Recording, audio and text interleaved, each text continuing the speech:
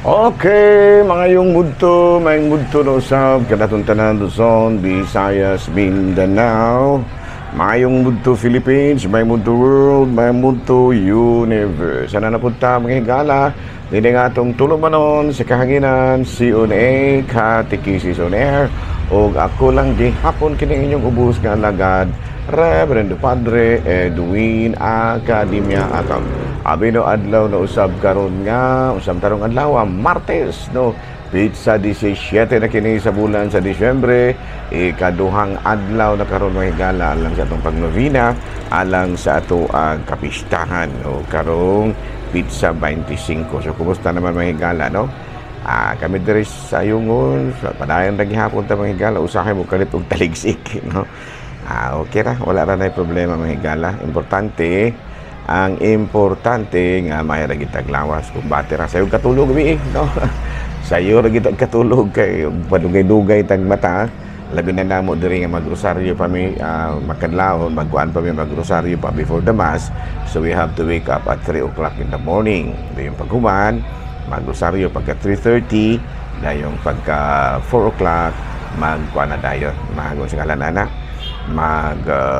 visa dayon para sa first mass na mo para sa tagadugol kay gamay ra man among simbahan tungod lagi kay nag-ubay-ubay magkurintaw ng manimbahay muna nga dunag duha ka misa nga moa kay di man masulod tanan gamay ra man among simbahan no duha ka misa alang sa mga tagalagyo alas 4 alang sa mga tagadugol alas 5 no usara man gid unta ni mahigala ka misa mao joy ka na gitawag na tug sigon sa amo guidelines kada daw di magud masulod dili masulod tanan magdasok ba muna nga mananghid lang widaan sa Commission on Liturgy nga duhaon lamang namo kay dili man may masulod sa usara kami saan kay gamay ra man among simbahan no ingon niya na no saan man gyud nga dili man kay dako gyud ang luna sa Ayungon muna nga ang simbahan igo-igo ako muna nga duhaon lamang no ang Tagalagyo alas 4 dayong ang tagadugol alas 5 ano ang tagadugol alas 4 ang Tagalagyo alas 5 gi akong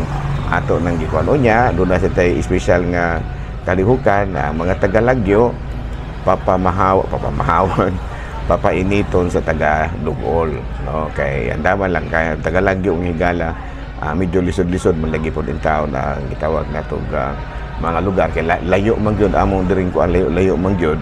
So muna nga siguro ang uban kanila wala pa tayo mga painit muna nga mo pong papainiton. Ganyan no. Muna among kalaki diri sa Ayungon.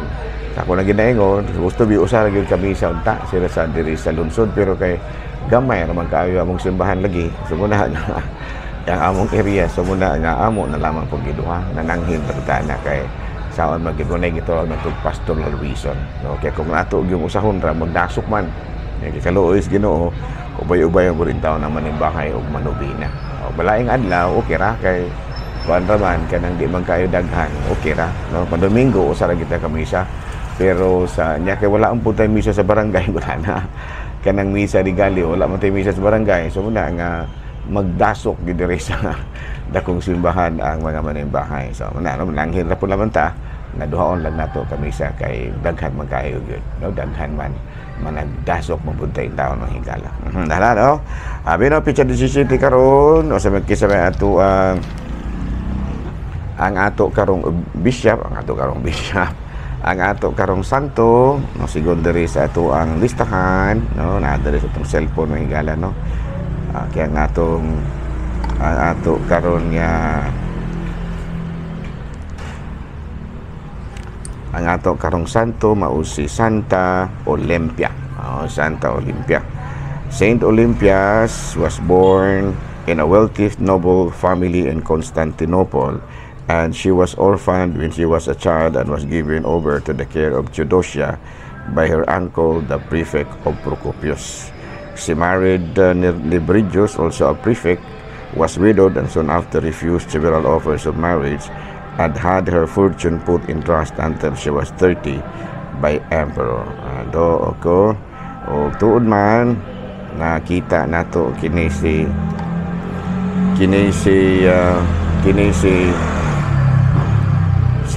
Santa Olympia nahigala kini siya no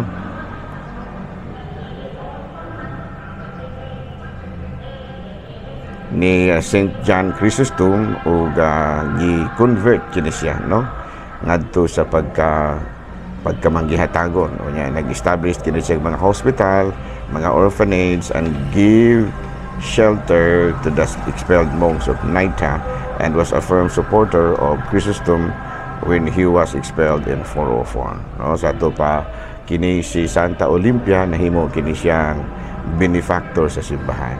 Gani, parang namatay na siya, nahimo siya nga usa ka santa, no? So sa karong adlaw mga higala, ato nga gihinumduman si Saint Olympias o Santa Olympia. Hala, no? Panayon ta sa ato ang mga buhatunon ni ining kabudtuhon. Kumusta naman tanan mga higala? Nang hinaot kita nga naa kamong tanan sa kapiskay sa panglawas ni ining kabudtuhon. Okay? Ari ta mga higala sa atong CBCP News, no? CBCP News, Bishop Sok Villegas aduna siya matud pa kining gitawag nato pahamangno sa iyahang mga katawhan pinaagi sa usa ka circular letter, no, labi na nga ang lugar nga ilahang kining gitawag nato kining Diocese of Lingayen Dagupan na gining daghan kayong mga pogo daghan pang mga illegal nga dagang kining mga illegal nga mga kinibitang kalihukan. So muna nga si Archbishop, no, si Bishop Sok Villegas or Socrates Villegas nagpahimangno gyud sa iyahang mga katawhan pinaagi sa usa ka circular letter nga matud pa sundon ug tumanon gyud ang napulo kasugo. Okay, no? Balita mga higala gikan sa Vatican, Pope Francis nanawagan sa Papal Nuncio, no? Papal Nuncio sa Russia, si Archbishop Giovanni Anielto nga maningkamot gyud og mga himog mga diplomatiko nga mga lakang aron makabuot na ang kalinaw. Atong mahinumduman nga ang Russia padayon karon nga nakigubat, no? Padayon karon nga nakigubat sa nasod sa Ukraine aron mailang masakop, no, ang nasod sa Ukraine.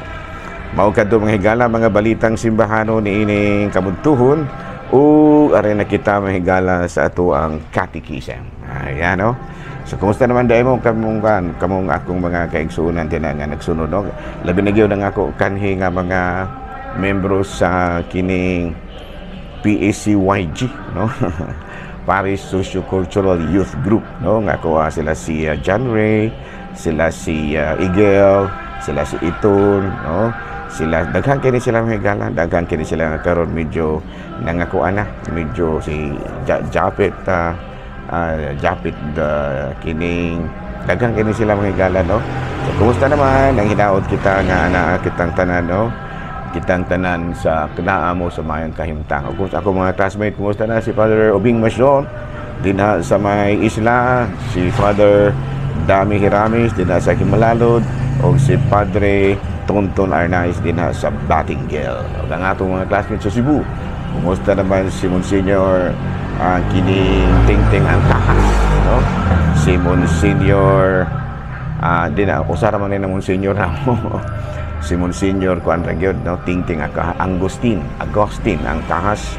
Iginga manusab si Father Joseph Anori, si Father Joey Belsinia, si Friends Forever, ako, no, si Father Rosdel Noel, si Father Milton Merida, si Father Glenn Vanson, iginga manusab si Father kining Mario Atienza, Father Omen Mahusay, o iginga manusab si Father Peter Necesario. Ayan.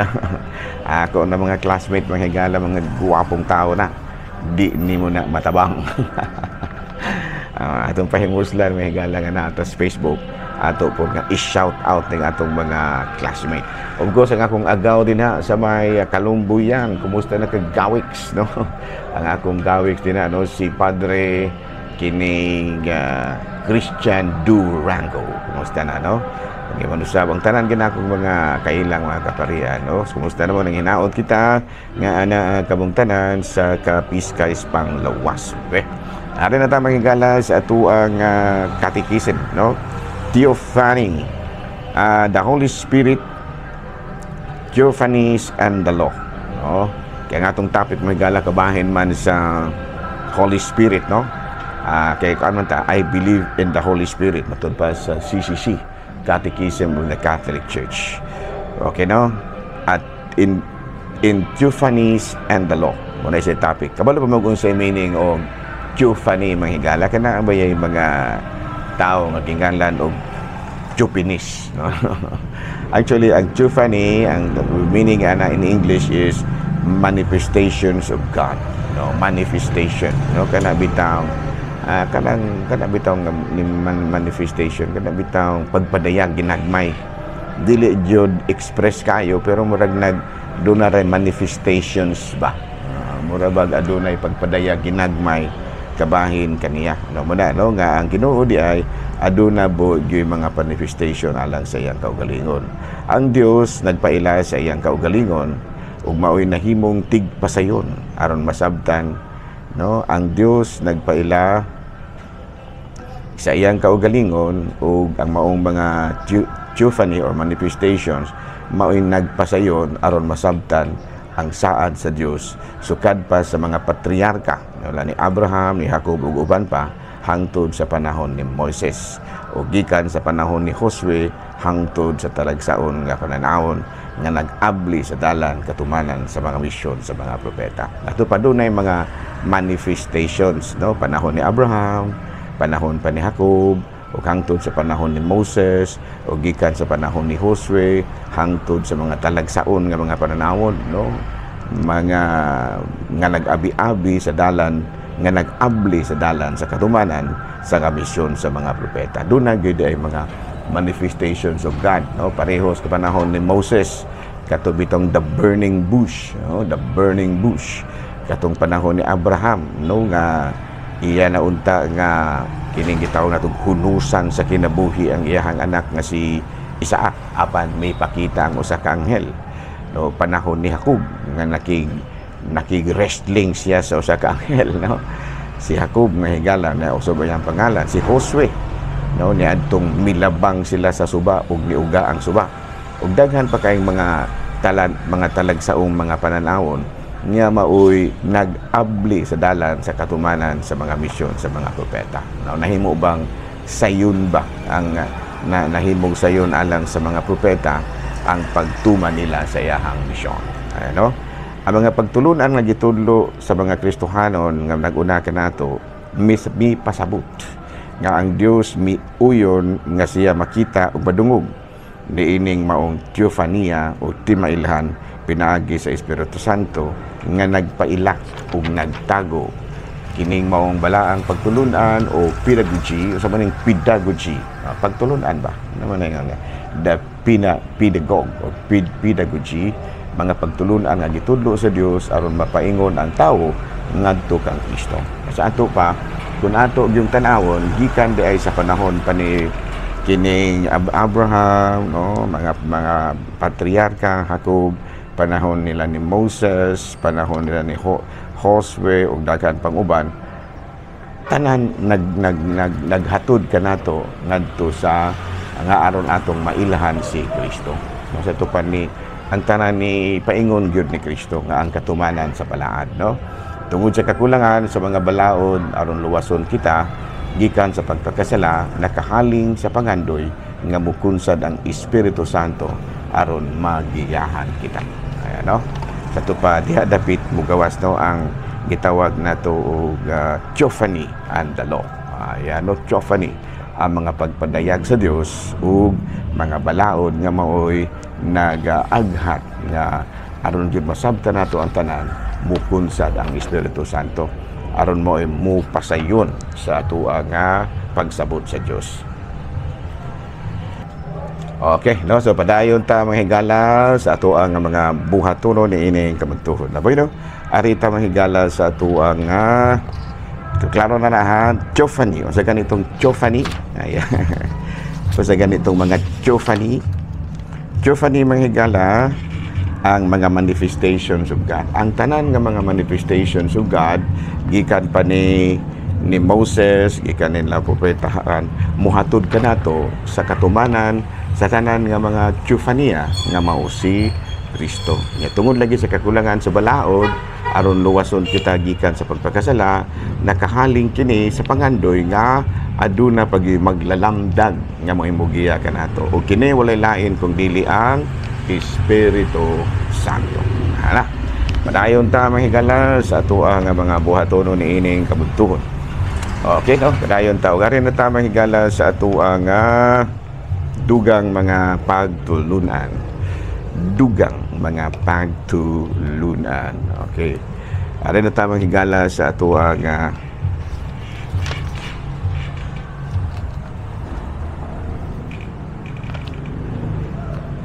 Okay, ari na ta mahigala sa atua nga mga pangutana.